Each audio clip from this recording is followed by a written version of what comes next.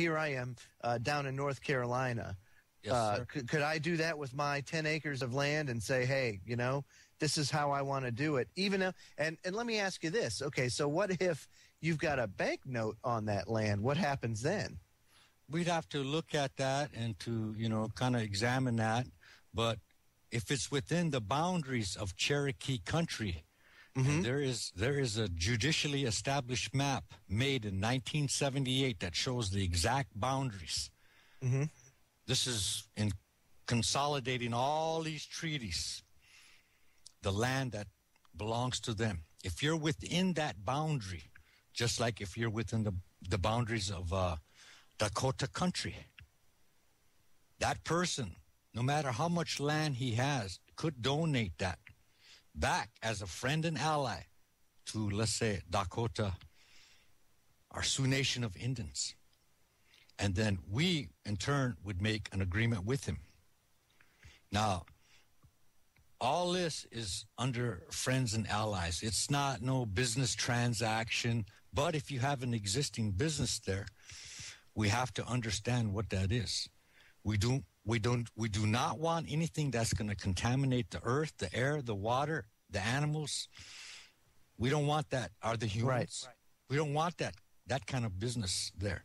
But everything there we want to be as natural as possible, because it's our goal to return that land back to its natural state as much as possible. But we understand there's economics involved, and we'll work with that.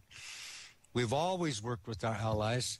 It's just those allies that have become greedy that tried to take advantage of our intellectual capacity, which was very low at that time, because we never understood these words really in the treaties, but we do now. And Chaska, so we do. Yes. Excuse me. I just wonder too about the.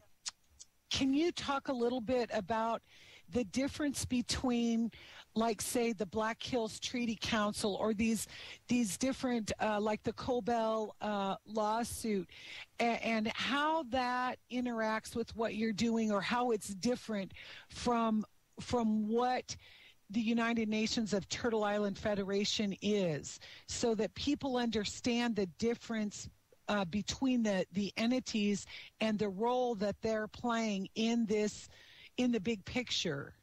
Okay, well, every federally recognized tribe is under the feds, and wherever the state is at, they're under the state.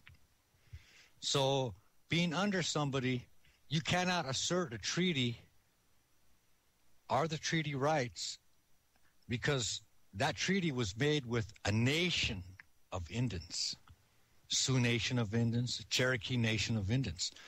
So the 1924 and 1934 Indian Reorganization Act more or less corralled you under their jurisdiction, which means you have to get permission from them to do whatever it is you're going to do. But under Sioux Nation of Indians, Dakota Sioux Nation of Indians, our Cherokee Nation of Indians, our Onondaga Nation of Indians, those are the treaty nation signatory names that are on the treaties. So we remove ourselves from this status back to nation status. So a tribe is not greater than a nation. So who do you, if you've got an issue on a nation-to-nation level, do you call President Obama? Do you call Eric Holder? Who do you call to sit down with and visit with about a nation-to-nation issue now in this status? Well, who would that be? The United States right now, it's just like in any other foreign country, across the waters there, they will, have representatives from the State Department who will negotiate with that nation's representatives. So we've already spoken with the State Department, and they called us. And it was really interesting what Chief Swift Arrow of the Cherokee Nation of Indians had to say. And they called, and they wanted to know if he was requesting permission to do something, because he created his own license plates, driver's license, international ID, passports, everything. I mean, it's all within our nation's status sovereignty that we can do this. And he said, no, I'm not calling you, or I'm not requesting permission to do anything by your authority because we have our own authority. Hold that thought, Chaska. When we come back, we'll continue our conversation with Chaska Denny.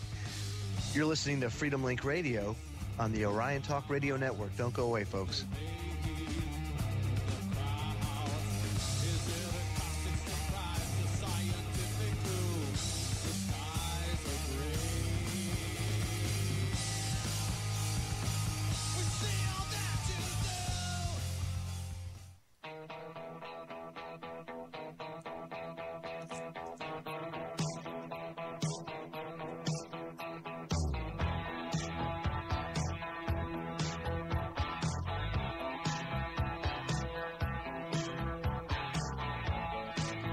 Welcome back, folks.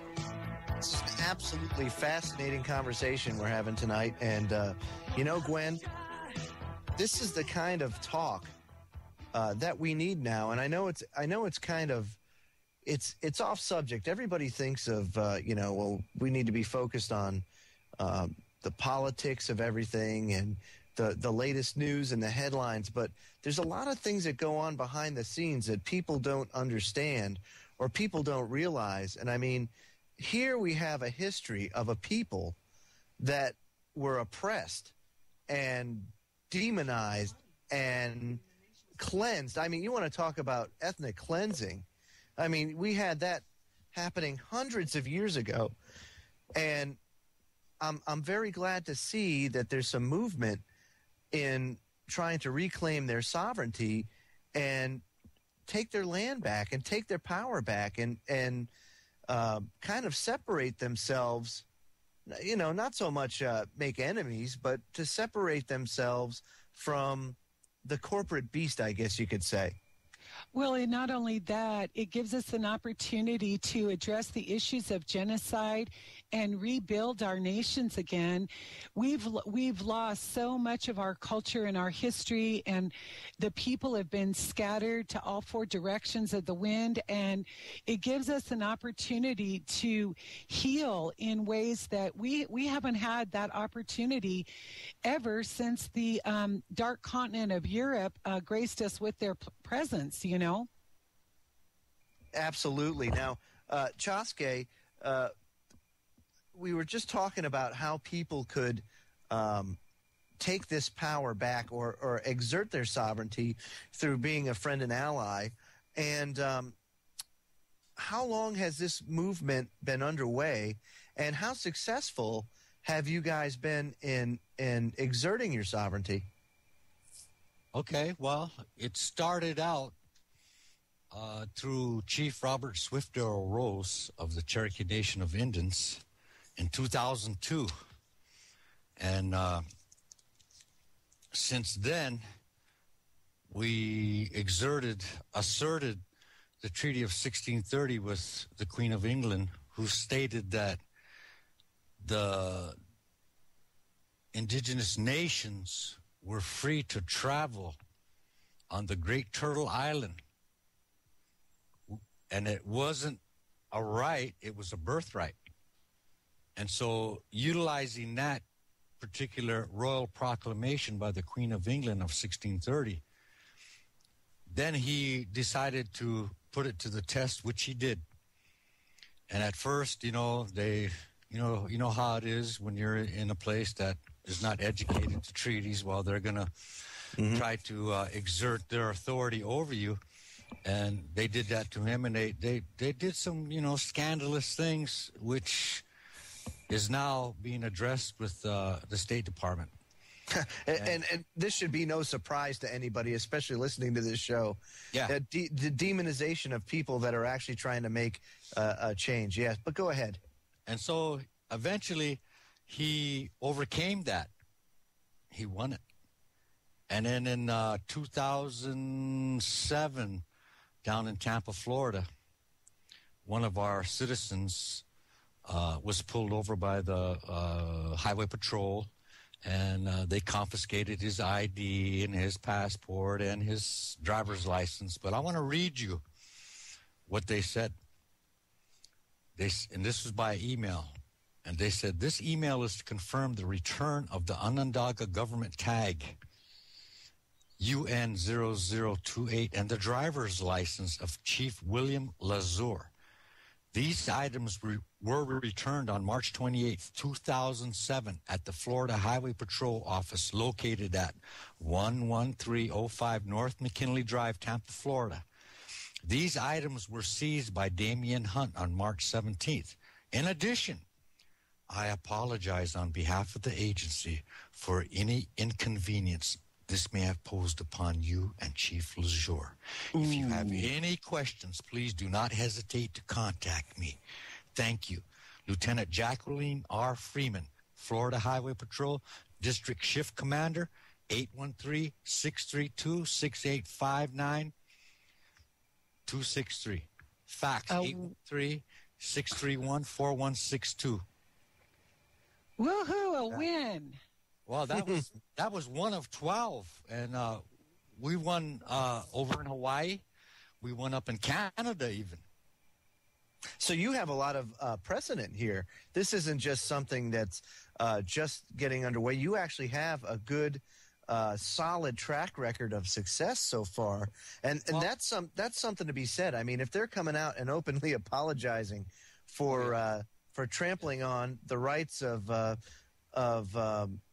one of your people and returning the plate. Yeah, exactly. That's pretty much what they're doing. Well, so, actually, I mean, that's good. It's an admission of guilt.